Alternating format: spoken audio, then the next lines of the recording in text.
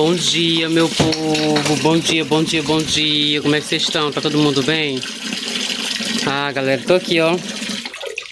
Muito cedo, já vou lavar uma roupinha aqui. Passei pra dar um bom dia pra vocês, saber como é que vocês estão. Tá aqui minha companheirinha de todos os dias. Os outros estão pra ali.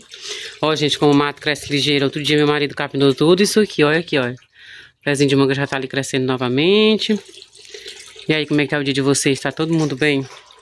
Desde já eu espero que sim, galera. Agora eu vou aqui colocar uma roupinha de molho e vou convidar vocês a compartilhar esse momento comigo, né, meu povo? Bom dia. Que Deus abençoe cada um de vocês. Olha que sol maravilhoso. Obrigada, Deus, por esse sol. Obrigada, Deus, por esse dia. Obrigada, Deus, por tudo que tu tem me dado e por tudo que tu tem me tirado. Olha minhas bênçãos, né, que estão aqui comigo o tempo todo. Mel! Oi, gostosinha de mamãe, gostosa de mamãe, gostosinha de mamãe, linda.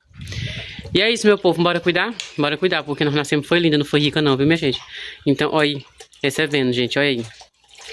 Nós nasceu, tudo foi lindo, maravilhoso, não fomos ricas, então vamos cuidar, né? Um ótimo dia pra vocês, cuida, divulga aí, vou colocar aqui uma roupa de molho, meu povo, bora.